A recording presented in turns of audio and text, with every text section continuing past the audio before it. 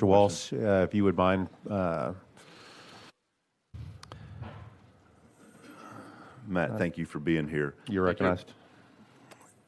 Just a quick question for you. We've heard in the news last week and even today that it's pro-life to vote against this bill.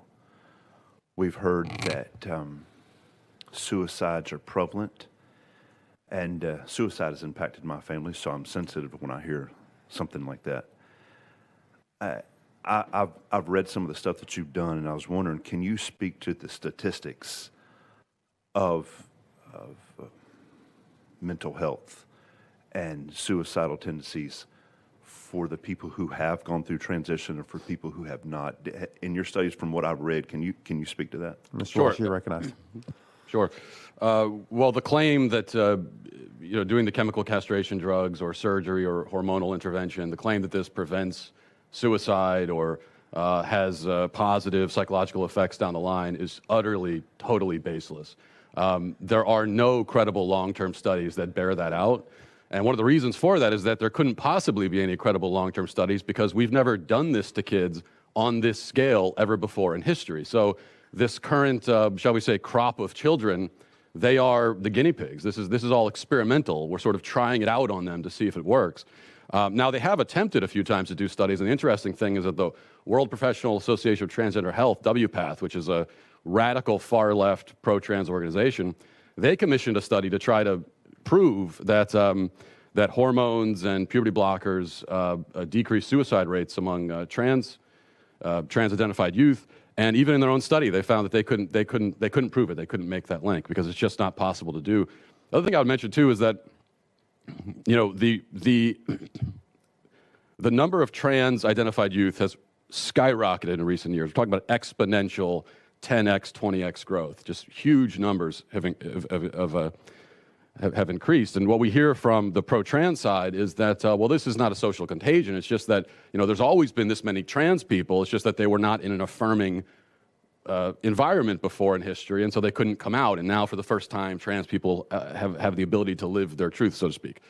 Well, if that's the case, and there have always been these sort of like millions of trans people, and if it's also true that if we don't affirm them, that it would cause them to commit suicide, then we should be able to look back in history and find just this unbroken, incredible epidemic of children mysteriously killing themselves because they weren't being affirmed as trans. And what you find is that that didn't exist. I mean, the youth suicide rate has increased exponentially alongside trans affirmation. So trans affirmation causes the suicide rate, not the other way around. The last thing I'll note is that the suicide rate among trans-identified people is sky high. It remains sky high. All the data shows this. It remains sky high even after surgery. And in fact, in the most reliable data that we have, it's years after surgery when suicidality is the highest for trans-identified people. That's the reality. Chairman Feston, you good? Okay. Any further questions for Mr. Walsh while we're out of session? Mr. Hammer, Representative Hammer. Thank you. Thank you, Mr. Walsh. I found it interesting. One of our people testified today that they had their gender affirming surgery at 16. And I know you in former comments mentioned this on your blog. At about 16, you're an adult who's mature and can make decisions. You're that at 16. I don't care what anybody says. Even going so far as to say, 16 people, when you're 16, you should be married and could be pregnant or should be pregnant. So I'm curious if 16 is an adult in your view. Why does this bill have the minor defined as 18? Mr. Walsh, you're recognized. Yeah, that's a hit piece you took from Media Matters, from something when I was a radio host 13, 14 years ago in my early 20s. It's also not an accurate reflection of what I actually said. I was talking about the fact that people tended to marry young historically, and that's all that was about. How does that relate to this subject? Just curious of your definition of if you feel like people are adults at 16 should... No, people are adults at 18. But actually, your brain is not fully developed until you're 25. So we should be having a conversation about whether we should even be doing these surgeries to people at 18. But certainly before 18, it's absurd. I mean, do you think that a 16-year-old can meaningfully consent to having their body parts removed? Do you? No?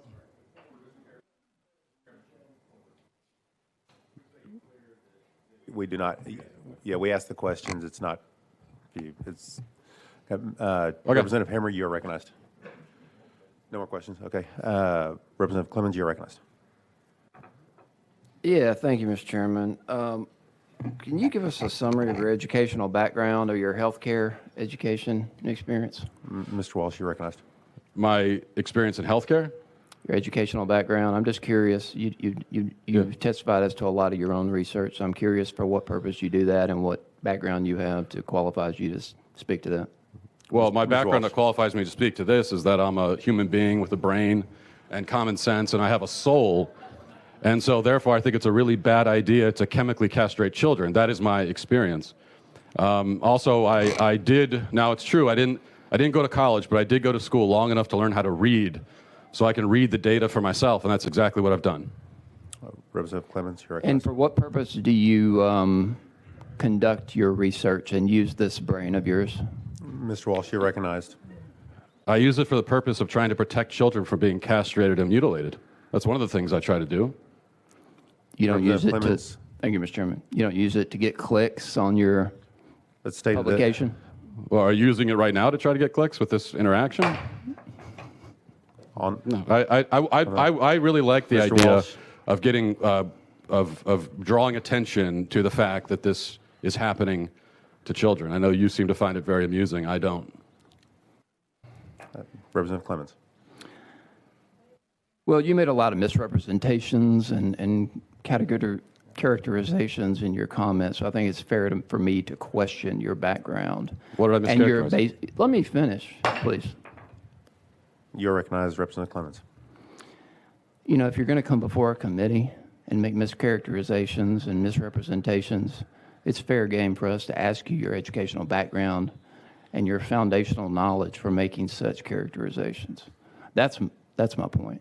So I'm curious about you speaking to the development of the human brain by the age of 25. I seem to recall you advocating on behalf of firearm possession at the age of 18. Do you think that's appropriate? Let's stay on the bill, please. That's all I got. Okay. Yeah, well, can I respond to that? Representative Mitchell, you are recognized. I can't respond to what. Representative Mitchell is recognized. Thank you, Mr. Chairman.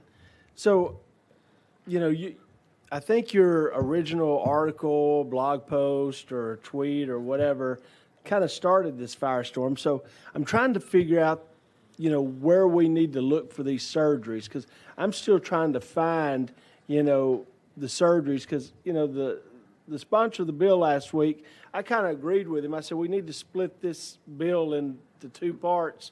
I may agree with him on the surgery part, because I don't think it's happening. So, you seem to have started this, so I need your evidence of where these surgeries are occurring in Tennessee. Could you give me, places, times, maybe some names, or something that, you know of? Mr. Walsh, you're recognized. My evidence is the healthcare provider's own words.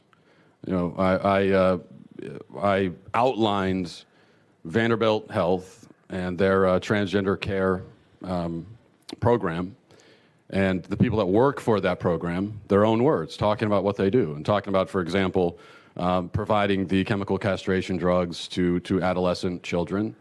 As far as surgeries, double mastectomies do happen, and the way that I know that they happen is that after I called attention to this program at Vanderbilt, they said that they were going to stop performing, they were going to put a pause on the program that performs these surgeries on minors. And so if you're pausing the program that performs surgeries on minors, then I'm going to assume that the program existed. Otherwise, you couldn't have paused it. So now, the exact number of kids who are being subjected to this, I don't know exactly. It's really hard to come up with those numbers, I think, because the people doing it aren't really proud of it, and there's not a lot of interest on their end to tell us. But I do think that, even one child being horrifically mutilated is too many. So I know that it's more than one, and that's reason enough to put a stop to this, I would say. Representative Mitchell, you're recognized. Yeah. So So last week I had an amendment that, we're looking to protect children from abuse. And I also had an amendment to stop cosmetic surgery of rhinoplasty and breast enhancements to minors. How would you feel about that? Sure. Is that mutilation of children as well under the age of 18? They can't think for themselves? Representative Mitchell, that's not on the bill that we have. Yeah, it is. It's surgical. It's surgical. I'm happy to answer that. You're free to answer, Mr. Walsh. Okay. My personal feeling about banning breast enhancements for minors? Yes, I would be all for. Personally, I'd be all for banning that. Absolutely. Yeah. Representative Mitchell. Okay, and so I think the previous representative, proved that you have no medical background, correct? No. So you're here probably just as a public policy. You're trying to address good public policy, correct? Mr. Walsh. Yes. So I just have to question, some of your public policy, expertise when, I'm reading here, Singapore is able to have nice things in part because they execute drug dealers by hanging and arrest even petty vandals and thieves and beat them with a cane until they bleed. We don't have nice things here because we aren't willing to do what is required to maintain them. So, with statements like that, I kind of have to question your public policy beliefs. And, and you also stated there'd been no studies. Well, I'm sitting here holding a study from the American Academy of Pediatrics from the University of Pittsburgh about the suicidal disparities between transgender and cisgender adults and children. So I think, before you state things, you may need to know all the facts. Thank you. All right, thank you. Is that? Can I respond? Chairman Williams, you're recognized. Thank you, Mr. Chairman. I make a motion to go back out of session, or back into session. Thank you. Is there objection? All right. There's, all right, would you withdraw?